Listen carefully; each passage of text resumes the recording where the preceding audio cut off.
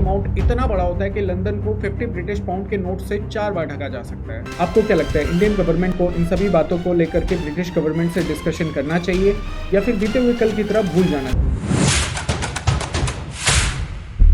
20 जनवरी 2025 ये वो डेट है जब ऑक्सफैम इंटरनेशनल दुनिया के सामने एक रिपोर्ट रखती है। इस रिपोर्ट में वो बताती है कि कैसे कॉलोनियल पावर्स ने भारत और बाकी ग्लोबल साउथ के नेशंस को अपने बेनिफिट के लिए एक्सप्लॉइट किया, कितना अमाउंट वो यहाँ से लूट के लेके चले गए। एक भारतवासी होने के नाते हमें इस रिपोर्ट को जरूर जानना चाहिए। This is Abhishek Singh and welcome to Singha classes. Report में बताया गया है कि 1765 से 1900 के बीच में ब्रिटिश रूल ने इंडिया से लगभग 65 ट्रिलियन यूएस डॉलर एक्सट्रैक्ट किए, जिसमें 34 ट्रिलियन डॉलर वहां के टॉप 10 रिचेस्ट लोगों के वेल्थ में ऐड हुए।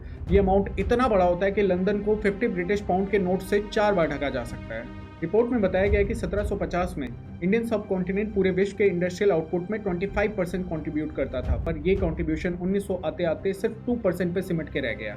आज जो वेस्टर्न नेशंस में आप बड़ी बड़ी एमएनसीज देखते हो, ये प्रोडक्ट है उसी कॉलोनियल इरा का। 1830 से 1920 के बीच में लगभग 37 लाख लोगों को स्लेवरी के नाम पे इंडिया, जापान, मलेशिया, चाइना से इन यूरोपियन नेशंस में ढकेल दिया गया। ब्रिटिशर्स ने जानबूझ करके इंडियन सोसाइटी में सोशल डिस्क्रिमिनेशन जैसे कास्ट सिस्टम, हिंदू मुस्लिम डिवीजन को बढ़ावा दिया सो डैट वो इजीली रूल कर पाए।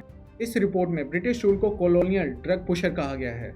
ब्रिटिशर्स ने जानबूझ के इंडिया में ओपियम के प्रोडक्शन को बढ़ावा दिया, huge amount of opium production किया। इस ओपियम को चाइना को बहुत ही लार्ज अमाउंट में एक्सपोर्ट किया और एक बार जब वहाँ के यूथ्स को नशे की आदत लग गई तो फिर ब्रिटिशर्स ने चाइना को भी अपने कंट्रोल में ले लिया।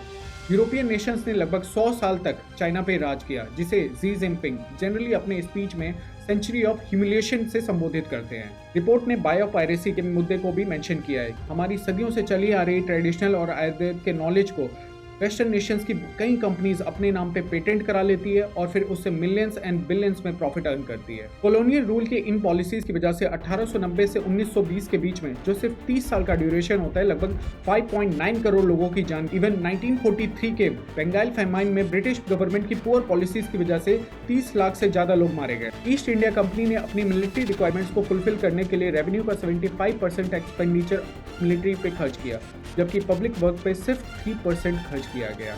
कहानी यहाँ खत्म नहीं होती है। रिपोर्ट में ये भी बताया गया है कि कैसे कॉलोनियल इरा ने अपने बेनिफिट के लिए इंडिया और ओटोमन एम्पायर को टुकड़ों टुकड़ों में बांट दिया। ऑल्दो ब्रिटिश इरा के इकोनॉमिक एक्सप्लॉयटेशन के बारे में हमारे देश के फ्रीडम फाइटर श्री दादा भाई नौरोजी अपनी किताब ड्रेन ऑफ वेल्थ में ऑलरेडी मेंशन कर चुके हैं, बट इस बात को कभी भी ब्रिटिश गवर्नमेंट ने एक्नॉलेज नहीं किया।